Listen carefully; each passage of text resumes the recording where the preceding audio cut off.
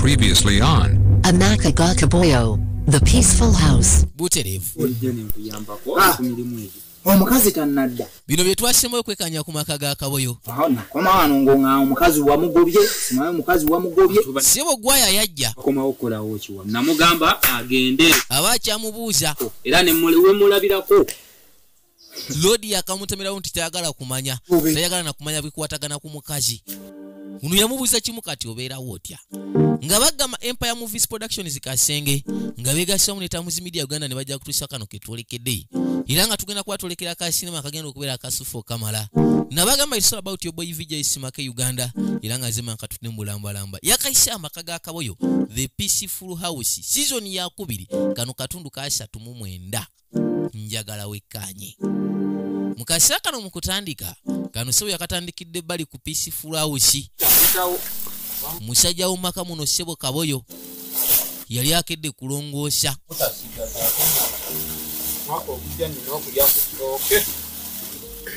Yakwate ko natandika okubikka endukusaaje. Naku zino Sebo akola n'obuvunanyizibwa. Era nga omanyi omuntu nga yakafuna omuntu gwawulira muli gwayagala.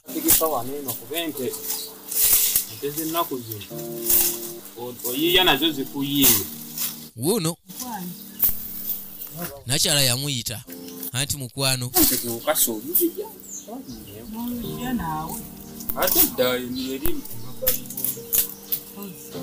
kugambye rafu eriye nebatta busi lero Peaceful House kati egenda kufuuka kayono muto wala yasooka namubuuza muto we gyalaze kono munaye simanyi nafuna emirembe Lodi mutuufu awulira alina emirembe egitenkanika mukazi yali andisa doodo kati se bagenda kulya kanyama luli bamutusanga bidoodo butula inakulira ku nyama nakati kyewuunya nakati muti mazima ddala akyakyewuunya talina kunva kati nyina okola ekisoboka ng'omukazi ono omusigaza yakajja ku kitundu naye maama bana yamulabirira yejja n'afukamira nako Sebo n'amuwa ekyokunywa. Lawrence yajja amukoyole ayitibwa Lawrence keddalu naye akaana ako mutuufu kalabika eddalu. Sebo badanga bwozunze ogenda kwozanga yakamutemerawo bwedda Sebo ajunze kati agenda muwa ngoye zakwoza. ate obadde Sebo Lodi ava mwenjalo wedde emutta emmere wagiridde n'ogimalawo leka naye buli bwabaddemu emmere yaabo bwabadde bunsanuula njoka bwokwata onogola Sebo kawaida luno si lwange sinika ebinyo ng'otwala ngoye zote Katonda wattu emmere gy'oyo ayeba iyo kyesirwazi yasooka n'amusimbula boyi engoye amugamba alina ogezaako zooza luno si lwange luno lwa bbaawe sijja byozaayo nze luno sijja ddooza kumanyira n'okumanyira ngoza mulimu ngoye bbiri zokka sigenda kuzooza. Lawrence Sebo yasalawo abirekewo ye tayagala kumumanyira ng'ani azooza zange zirimu bbiri anteramu n'engoye za bbaawe kali aba aleeta ebbaafu tono mwana agenza kwekadde ngoye oluzumuza natambula nange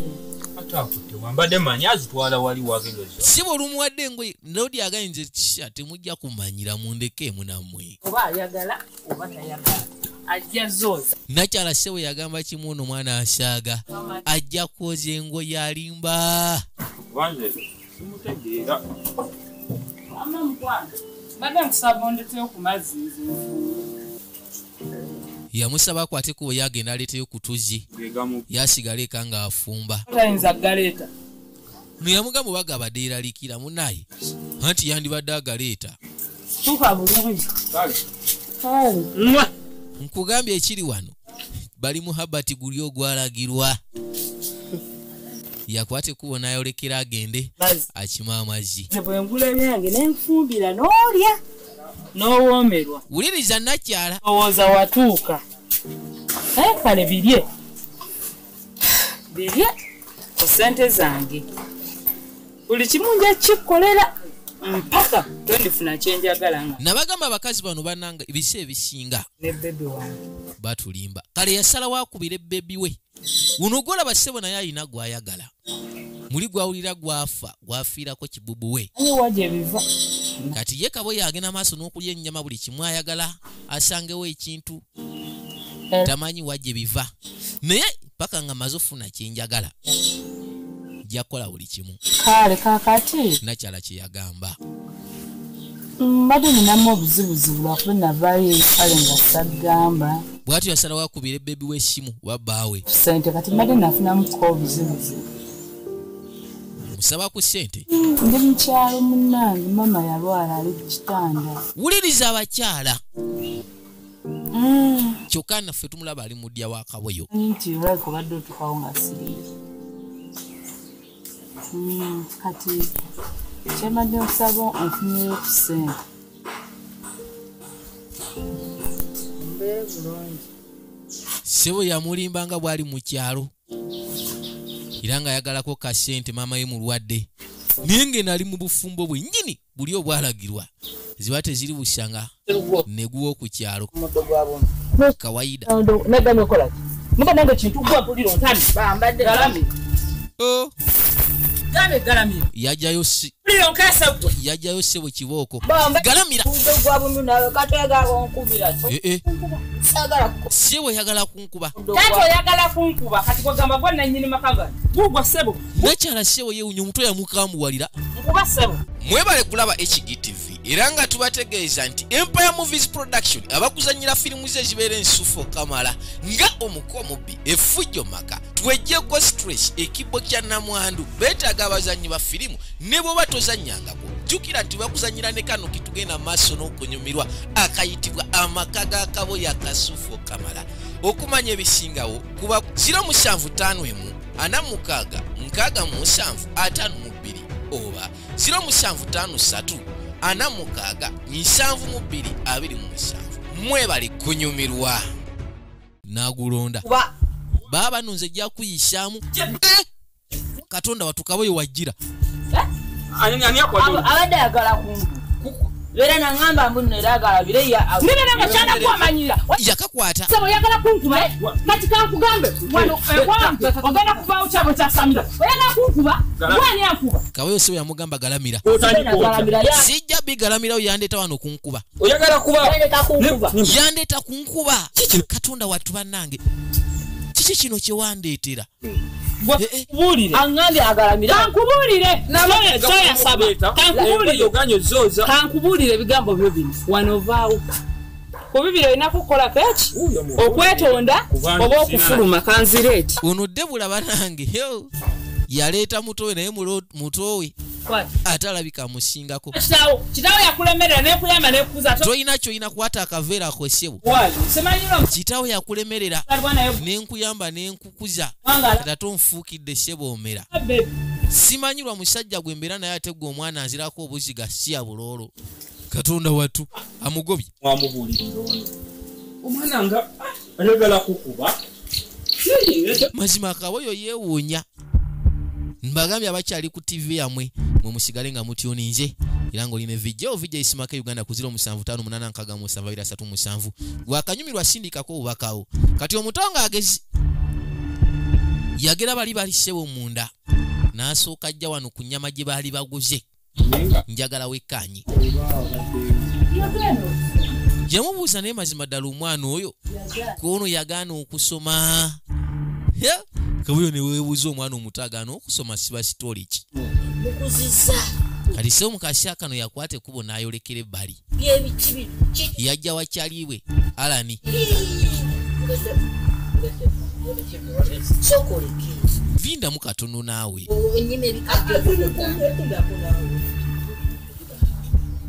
sooka wekkaanye kunagenda okuzza amaaso nga ssebo omwana aleese ennyama ndeese gwe ne doodo tugenda kuluma kifi nga bwe tulirako greens oddaawo kyamubuuza akakazi kali kalwa wayi kayenjedde simanyi gye kakute mbadde nva mu munyimi okunona okutego omukazi gankomera yabadde andekedde ebigoye kati yasooka najja amuteereko yawo nange enva zireka waawo kuno yamugamba ssebo mbadde nfa kunogenda mugendo gwabwe sanze omukazi yantegekedde agagoye embunzi engooze kono gwe va ku ebyo nange zono vuba zirekaawo yali ssebo yammanyidde mbu naye nzoze ssebo ngenza okukomawo n'ayagala okunkuba amanyi wakoze nze weyita kingalamira nkube gwe okujja okunona okuddwanyo osinga byenkola mbadde ngenda kumukuba wuliriza naye nga mazima gali nti baana bato kimutaasizza mbadde ono kaboyo naye waliwo ssebo emyaka ngenda okumukuba emiggo gyeri egiba n'eddalu oje kaboyo kano yamugamba oyo kaboyo akutiisa leka naawe nkwata oyagala kuba seba akasajja kagenze maaso n'okunkwata kalina engeri gye kankutemu ambe mukube kati nze nandikoze ekyo wandika shukumye eri kati kaboyo akusinga naweka yamugamba ssebo wandika sukumyo kaboyo takangakanga siku mbadde nkwesiga naye nayagala okunjoola awo gwe ssebo akasajja kalina engeri gye kankutemu ne kaagala okunjoola lekaleka n'okuleka ggwe yawo kasoke tubifumbye ngono omukazi tanajjo gira olondalonda omukumala okufuna anene ekibiri yamugamba omanyi kansooke nfune ku nku tufumbe ennyama yaffe ng'akakazi kano tekannajja ani oyo mukazi wo olwo olugezigeza nsange wammanyiire obusungu bw'enzija eri ngenda bumumalira ssebo yamugamba mukazi we oyo n'amala mmanyiira obusungu bw'enzija eri jja bumumalira kajja kumpulira baana ssebo beepika ennaku zino naye bano bo baba baasusse baakajja naye baba kati baafuuse ba mukwano nwe muto wa Debula kati yeepise kati nga bakugjeeyo bakuzza erudda mu maka ga Gwaya kati ssebo takyali mukyala Kaboyo mukyala Gwaya Kaboyo yamuyita manya Gwaya yamuyita jangu eno naawe yeno mpubaala abakazi beegonza nga bakajja bufumbo nugola ssebo yitayagala yadde omukwatako yadde omunyega obadde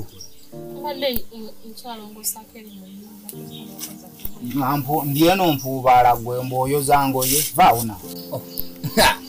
wanekenekanyedda Kasonda watunakyali asibya akaviiri yabukusibabo lengera banaani yakusibya akaviiri wekati kubanja naawe ogate kuliko balance Gwaya ssebo yamuwasete naye kwasigala ku kabalansi akeetaaga yamubuuza kati zo balansi tugule muki tuguleho akava akalungi gwe nsaba ku nnaku oyagala yamugamba tulye kyennyanja kyennyanja kyoyagala matonna ebirowoozo byange biri ku ssemutundu naye ye Gwaya agamba ayagala ssemutundu ssemutundu ezo si za bbeeyi nze sikiinaamu ttagali gwe kyonna kyonna kyoyagala njagala okirye saba kyonna kyoyagala ewakaboyo olabirayo ennaku saagala te ennaku yewakaboyo giza wannaawe toddamu n'oyogera ku linnya eyo yasooka nawe nga saagala kuddamu kuyira ku linnya Kaboyo matuse era naye mbadde gwe si gwe olyogera nti nze liisimatuse busimatuse addemu kuyingira mu mukwano gwaffe saagala linnya lya Kaboyo liddemu kuyingira mu mukwano gwaffe teyamanya nti nze mubega ssebo nakwata ekkubo n'engenda y'olulinga mubega naye teyamanya ama aleme kumanya nti oli wa oyagala tumugambe nti noolye olaba kyekintu alayo ndabe kakasa oli ludda wa naye tamanyi gy'oli ssebo Gwaya ali enakuba bulati bw'agenda owa Kaboyo bw'abega ali eyo wanywa mazzi naye nze mugumya mugamba atofaayo guma ojja kufuna omukazi omulalamu mugumya tamanyi nti nze nkulina ng'omunakuwazi yasooka namuza kati lwaki omunakuwalira neewuunyiza bwewuunya yafunamu engeri yenkenyera oyogerako oye ofaayo nnyo si woba omwogerako erinnya lyofaayo oteekamu n'engeri y'ekisa nti kati mbutakyali anywa amazzi gwokyogedde wano mbutakyanywa ali amazzi ne ŋŋamba oyagala genda mufumbi mbwe kati ye takyayagala kumanya naye bikwata Kaboyo mumbeera nakakufuna omukwano guli mu 9 mazima oyagala kati kunzijja mu mbeera amba nkusedde mbwe kati omukwano gwe guli mu 9 bwotyo jangu osembere neno mukwano abeereyo naffe tweberera eno ndi mukozi ondeka eno ntyayo lengera mbwe ssebo gwaya wano atyawo kati nkuwambe ladies and gentlemen gwaya awambye mukyala we badde omanyi bawambisa nkuwambye ndeka ngene enkyoze nze nkuwambye tolina gy'olaga yajja n'asooka amuyisako banaye walungiwa mazima Akaboyo yali tamanyi kikyalina waŋŋaanye okuddamu okwogera kuli nze nina okwogera gwe tolyogera nze ndyogera seba omusajja olina okulagira saagala naawe oddemu olyogere oddamu ddyogera toddamu nkwegayiridde kale mbimaze sigenda kuddamu ddyogera kirwaki sikulera jangu nkulere jangu wano baabano katonda wattu baabali sibona bano bagamba sebo biseera ebisinga omukazi ebiseera ebisingira ddala ayinza obutasooka kwagala naye gye mukoma okubeera mwenna masekati awo akadde ako ke mubeera mwenna ate wabaawo ekintu ekyetondeka oba kyetwandiyise ng'omuhabbati omukwano mwenna abali ku TV tubaagala nnyo abakalabira ewaka wonna we muli mwe musinga mu ngeri yammwe nabagambye ku 07589727 ye namba yange esimu gwe sindikako obubaka bo amannya go ne wosinzide kati banne guba ku kyalo babeera kuno ssebo nga bataayaaya beewaga bano boolaba oli ssebo yeewaze nabba n'ennyama ono ali ku mulamu wa jojobya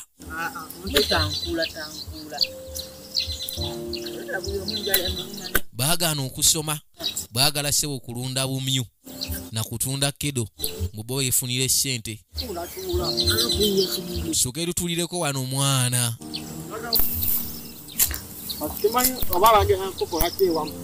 tuno yagamba wala simanyi kye bagenda kukola manyi oyinza okwewaga nga oline munno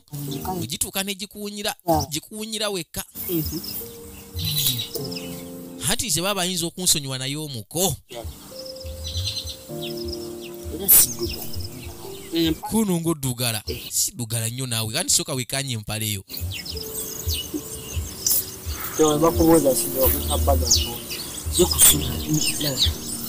ezo enva zetwalidde yasooka n'amuteerako enva ze baalidde ez'ennyama yabbye enzibe sooka olowooze ekyenva bayinza obutakusuubiriza naye bayinza okwekengera wasuzeewa kayino teyasuzeka gaali gabeesibye okola byokola naye nga teginnawunya kaziba teziri busanga Kaboyo oba atambulatambula toza teyabasanga gwe ssebo jangu wano muko